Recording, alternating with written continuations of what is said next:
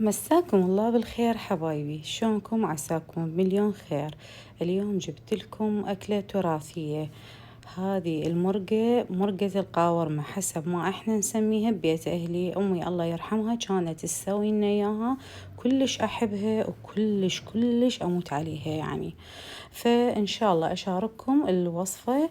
وأني سويت مثلها على مقلوبة تمن، هذا تعرفون أخلي بيه هذا البصل مجفف الشرائح، وهاي القاورمة اللذيذة. اللي أول مرة يشوف القناة أتمنى يشترك بيها ويفعل زر الجرس ويشارك الوصفة ويا الأهل والأصدقاء. وإذا عجبتكم الوصفة لا تنسون اللايك. نصلي على النبي ونبلش باللوبيا. اللهم صل وسلم وزد وبارك على سيدنا محمد وعلى آله وصحبه أجمعين.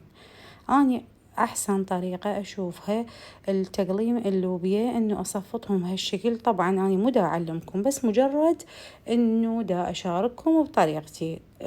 أكيد كلكم خير وبركة، وأتمنى اللي عنده ملاحظة واللي عنده فكرة يا ريت يشاركنا بيها. ألزم مجموعة وأقلمهم هالشكل سوية. أشوفها أسهل علي من وحدة وحدة. تعرفون اللوبيا قاسية، هذه مو فاصوليا خضرة، هذه لوبيا خضرة وهسه متوفرة. فالمرقة إن شاء الله تقدرون تسووها بأفضل طريقة. تزيلون أي شيء يعني مثلا بيها ضرر. شوفوا أنتوا الشي جزء يابس تتخلصون من عنده، وبعدين تقلموها تمام وتثرموها ثرم الخشونة اللي انتو تفضلوها.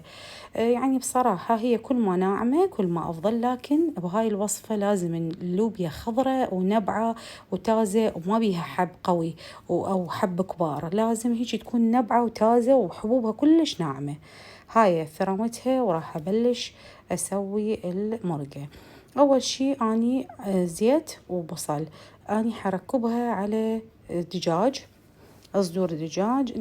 يعني بصراحة من صار عندي نقرس كنت أحاول بين فترة وفترة إنه نغير بالعاداتنا وندخل الدجاج على يعني المروقات والهاي الشغلات. يعني قبل تعرفون كل الناس ما تطبخ فقط بلحم الغنم، لكن أو لحم البقر العفو، يعني أي شيء من اللحوم الحمراء أقصد.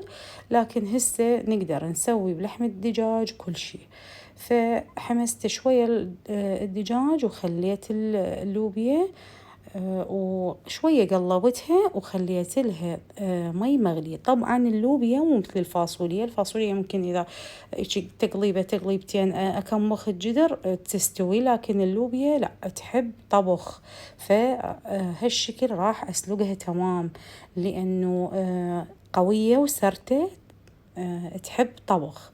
راح أكشفها وأحاول إنه أنشف منها المي. هسه استوت عندي، راح أحاول أنشف المي على قد ما أقدر حتى أحمس المعجون. وأني إذا تلاحظون شوية من الطارف طماطة سويتها مقطعتها.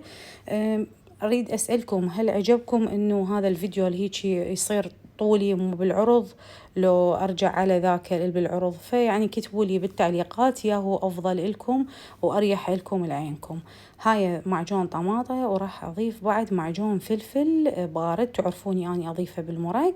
وراح أحاول أحمسهم بشوية الزيت والمي اللي باقين من مي سلق اللوبيا. حمسة بسيطة، وبعدين أضيف الطماطة والملح. هنا طبعا أكيد أنتوا أحرار تقدرون تركبوها على مثلا لحم أو أي شيء أنتوا تفضلوه. لكن أنا حبيت أشارككم بالدجاج. شوفوا هذه الروح القاورمة اللي هي النومي بصرة. كانت أمي الله يرحمها ويرحم موتاكم من كنت صغيرة أني تقعدني تجيب لي مثلا نص كيلو نومي بصرة، أفلسه. طبعا أفتهم، مو صغيرة إنه ما أفتهم يعني، بعمر أفتهم.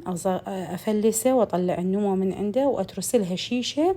هذه الشيشة شو وقت ما تريد جاهز، ما تحتار بساعة الوقت وتنخبص، وممكن يبقى نوى. وتعرفون النوى يمرمر المرقة أو يمرمر الشيفة، يكون عندنا جاهز. وأني سويت هذه الحالة همينة حاليا دا أحضرها بشيشة وأطلع منها وقت الأريد. فلفل أسود وبابريكا خشنة مجروشة، فلفل أحمر مجروش، وراح أضيف مي حتى شلون نقول تتسبك، توصل لدرجة الكثافة اللي إحنا نريدها. تغلي تمام. هنا أنا أخذت مي من الكتلي مغلي حتى شلون نقول شلون نريدها بالثخن اللي نريده. راح توصل للثخن اللي إحنا حابيه. بعد أنتو أحرار تردوها خفيفة كلش، تردوها ثخينة مسبكة. أنا أحبها مسبكة. مجرد تسبك شوية على النار وهذه النتيجة اللي راح تطلع عندنا. تمن أبيض بكيفكم، تحبون تمن شعرية هم يرهم وياها. والنوميا بصرة هم حطيتها حتى تعرفون إنه لازم نومي بصرة ويا القاورمة مال اللوبيا. طبعا طعمها رهيب وكلش كلش يحبوها عائلتي، وأني أحبها من أني كنت طفلة، يعني كلش أحبها. بيومها أفرح أني إذا أمي مسوية قاورمة. التمن قلت لكم أخلي له بصل شرايح وياه وهاي القاورمة. وأتمنى اللي أول مرة يشوف القناة يروح على الفيديوهات يشوف شنو الأنواع الفيديوهات اللي أنزلها، وإن شاء الله يشترك بالقناة، يفعل زر الجرس، يشارك الوصفات اللي تعجبه ويا الأهل والأصدقاء. وأتمنى منكم إذا عجبتكم الوصفات تسوون لي لايك. أي وصفة تاريخية تراثية أي شيء مال أهلنا مال شلون نقول شغلات ترجعنا للأصل، أتمنى إذا تعجبكم قولوا لي شنو حتى أسوي يعني هيك وصفات. وإن شاء الله علينا وعلى عيونكم مليون عافية. وطبعا أكيد أكيد دعمكم إلي وتعليقاتكم الحلوة ودعائكم ورحماتكم على أمي، والله يرحم موتاكم. أنا جدا ممنونة من عندكم. دا توصلني صور تطبيقاتكم ودا أنزلها ستوريات. إن شاء الله دومكم بألف صحة وعافية وسنة دراسية سعيدة يا رب. مع السلامة.